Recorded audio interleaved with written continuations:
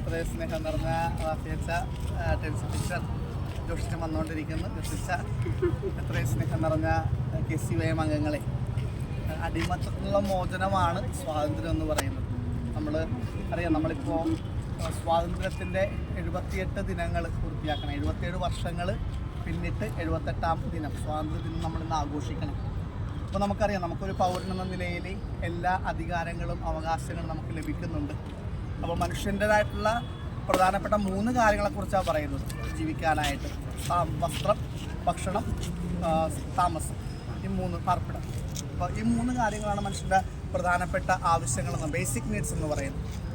അപ്പോൾ നമുക്ക് ഇന്ന് നോക്കുകയാണെങ്കിൽ നമ്മൾ സ്വാതന്ത്ര്യം അനുഭവിക്കുന്നവരാണെങ്കിൽ പോലും നമുക്ക് യഥാർത്ഥ സ്വാതന്ത്ര്യം ഇന്നുണ്ടോ എന്ന് ചോദിച്ചാൽ പല കാര്യങ്ങളിലും ആ സ്വാതന്ത്ര്യം ഗണ്ണിക്കപ്പെടുന്നു എന്നുള്ളതാണ്. പ്രത്യേകിച്ച് നമ്മൾ ഈ ദിവസങ്ങളിൽ കണ്ടു വഖാഫ് നിയമ ഭേദഗതിയുടെ കാര്യങ്ങൾ. മുനമ്പം മുതൽ പള്ളിപ്പുറം വരെ നിൽക്കുന്ന ഏരിയയിൽ ഏകദേശം 600ഓളം കുടുംബങ്ങൾ കുടിയൊഴിപ്പിക്കപ്പെടുമെന്നുള്ള ഒരു വലിയ ഭീഷണി നേരിട്ടുകൊണ്ടിരിക്കണേ. അപ്പോൾ സ്വാതന്ത്ര്യമുണ്ടോ എന്ന് ചോദിച്ചാൽ സ്വന്തം നാട്ടിൽ, സ്വന്തം താമസ സ്ഥലത്ത്, സ്വന്തം മാതാപിതാക്കൾ പൂർവികർ കൈമാറി കിട്ടിയ പ്രദേശത്ത് ജീവിക്കാനുള്ള അവകാശങ്ങൾ പോലും നിഷേധിക്കപ്പെട്ടുകൊണ്ടിരിക്കുന്ന ഒരു സാമൂഹിക പശ്ചാത്തലം നമ്മൾ കണ്ടുകൊണ്ടിരിക്കുന്നത്.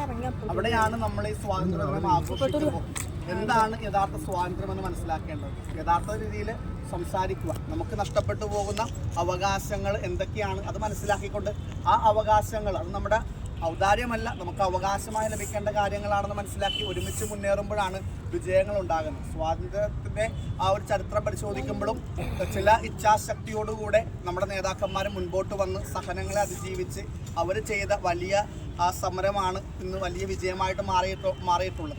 അപ്പോൾ അതുകൊണ്ട് നമുക്കും നല്ല രീതിയിൽ നമ്മുടെ സമൂഹത്തിന് വേണ്ടി, നിലനിൽപ്പിന് വേണ്ടി പോരാടാനായിട്ട് സാധിക്കട്ടെ എന്ന് ആശംസിക്കുന്നു.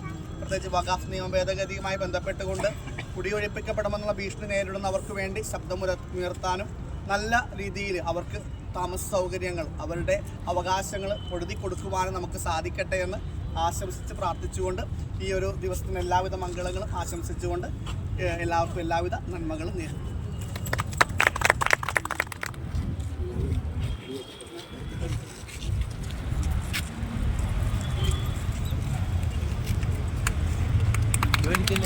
भारत माता की जय, भारत माता की जय, भारत माता की जय।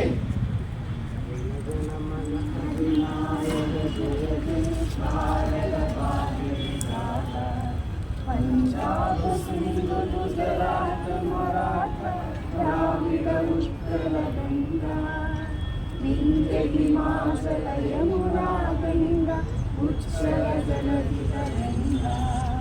तव शुभ नामे जागे, तव शुभाशिष मांगे, गाहे तव जय गाथा। जय जय मंगलदायक जय हे भारत भाग्य विधाता। जय हे जय हे जय हे जय जय जय हे जय।